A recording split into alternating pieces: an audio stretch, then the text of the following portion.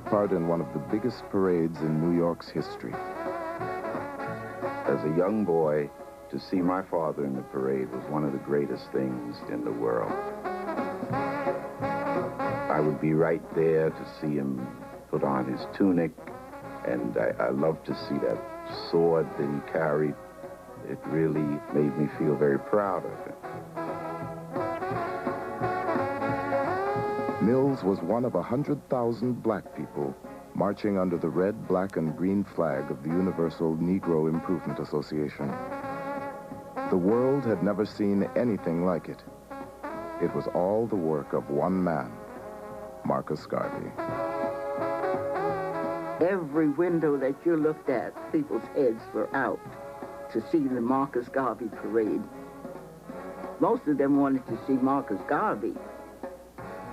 And he was very well decorated, his hats and the feathers, but he drove always in his automobile, sitting back. At the age of 34, Garvey claimed millions of followers worldwide. His controversial goal, to create an independent black nation, made him one of the most powerful people in America and one of the most hated. The federal government targeted him as a threat to national security. Rival black leaders denounced him as a lunatic and a traitor to the race. But Garvey may have been his own worst enemy. He wasn't the one to take advice from others kindly. He made his own decisions, and he would rise or fall by the decisions that he made, because he was a supreme egotist. Volatile and secretive, yet charismatic and visionary, Marcus Garvey changed forever the way black Americans looked at themselves and the world. He started something that became bigger than Garvey himself. He, more than any other figure in the 20th century, symbolizes the turning of the perception of black people into something positive.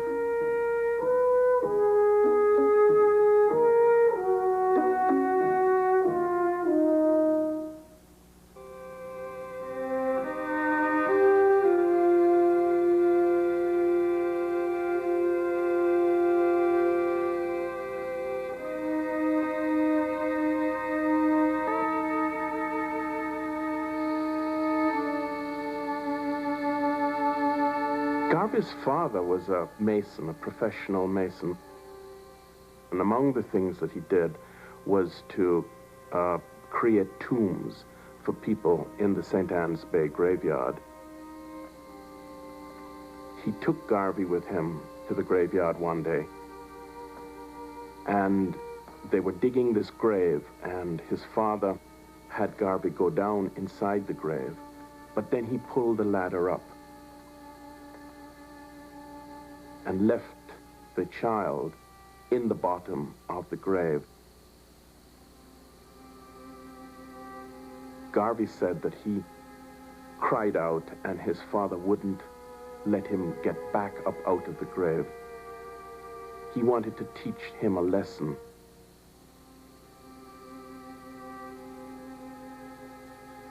Alone in the grave, young Marcus Garvey learned that he could rely on no one but himself.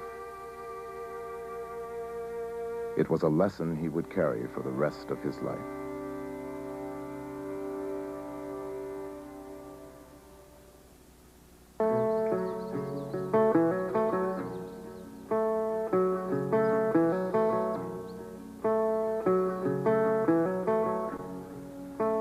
Marcus Garvey was born in August of 1887 in St. Anne's Bay, a small town on the northern coast of Jamaica.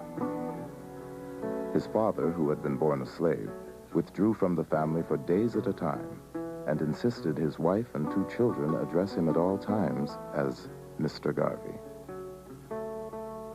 My grandfather was a very stubborn man who had to have his way, who he was quite retiring to. He used to, the strange thing about him, he used to have his own little apartment off the main house where they lived. And he would be by himself there. reading a lot. Now, if you look at it, the thing, Marcus Garvey was like that himself too. He liked to be by himself. Marcus obviously inherited many of his characteristics. Marcus Garvey's father was repressed in many ways, a frustrated person, a person who could find no way out and seemed to have internalized much of the feeling that the world was against him. Garvey's mother raised crops and, like many women of her time, cooked for a white family to support her own. But Sarah Jane Richards wanted more for her only surviving son than a life of common labor in the banana fields. Garvey's mother had tremendous influence upon him, and she had great hopes for him. She wanted, in fact, to call him Moses, and she thought that he was going to do great things. That source of love, that someone, his mother in particular, loved him, helped to create that extraordinary self-confidence that Garvey had. As a boy, Garvey imagined himself delivering speeches to adoring crowds. He spent hours reading, and even bet his friends they couldn't pick a single word from the dictionary that he didn't know. The young Garvey had ambition. He wanted to get out of St. Anne's Bay. Later he said he dreamt of becoming the first gentleman in the world. And it seemed as if he early on developed this interest in a kind of dramatic, epic story of himself in which he would play a leading part.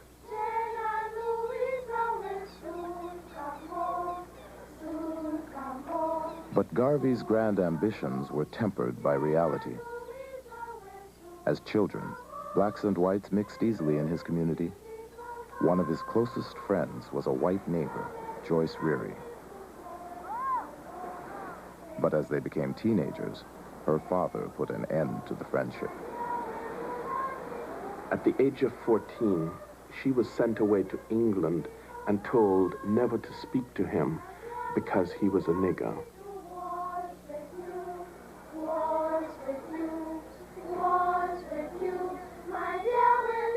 And he said that's the first time that he heard and became aware of this idea of being black and what it meant. He felt shut out. He felt that he was excluded and made to feel that he was not good enough. And the rest of his life was really an attempt to prove that he was just as good as anyone else in the world. Under the colonial education system, Garvey was forced to leave school at the age of 14. He became a printer's apprentice and quickly earned the status of master printer.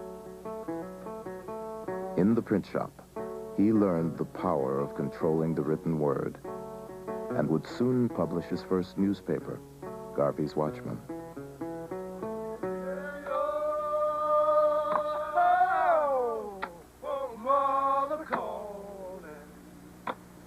In 1910, 23-year-old Marcus Garvey set out on a journey through Central America. Supporting himself as a journalist and laborer, Garvey saw black workers harvesting plantations, loading ships, and building the Panama Canal. They were the power behind the economy, but in their isolation from each other, black people were powerless.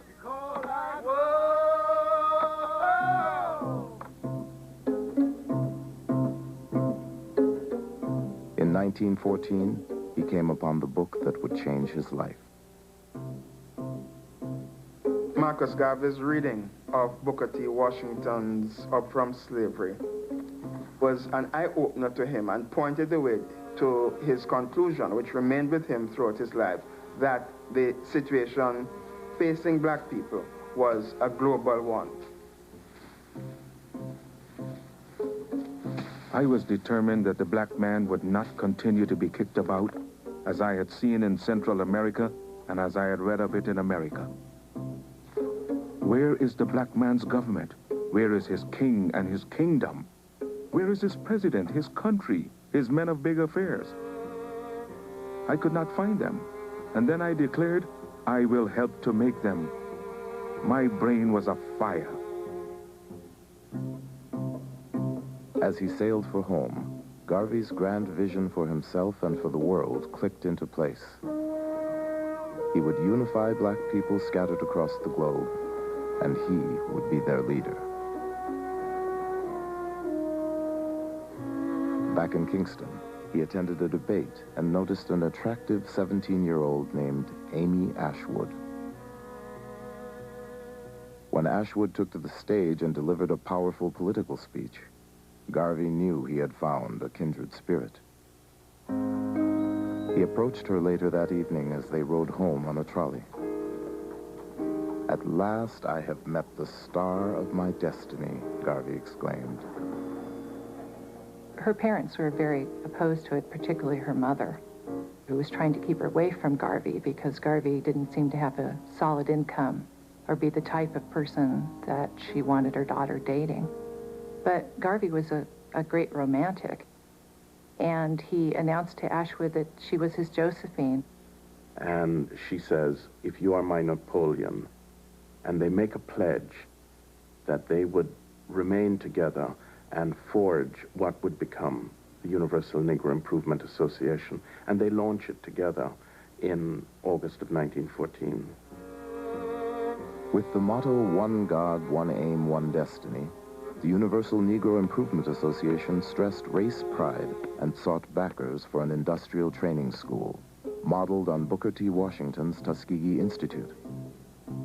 Garvey and Ashwood attracted a small, loyal following, but there was trouble from the beginning. Garvey created enemies by attacking established leaders. He wouldn't tolerate the slightest dissent from UNIA members, and he was a disastrous money manager, using contributions to the school to pay for his own living expenses. When his few supporters clamored for an accounting, 29-year-old Garvey decided to leave town. He hired himself out on the crew of the SS Talek, and in the spring of 1916, he left Amy Ashwood behind and set sail alone for New York City. His ideas had failed in Jamaica, but they would find new life in America.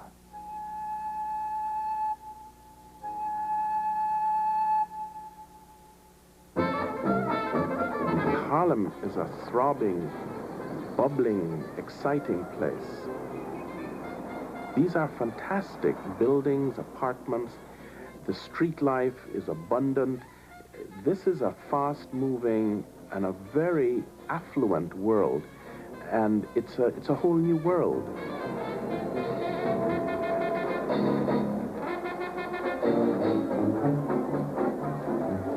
Garvey quickly found lodging with a Jamaican family in Harlem and got a job as a printer. He was not a wealthy person, far from it. Living in a sort of a hall, little hall bedroom, was the kind of bedroom that was very popular in Harlem in those days. So he was in pretty poor financial shape. But the idea that he had, this great desire to build a great movement, sort of sustained him.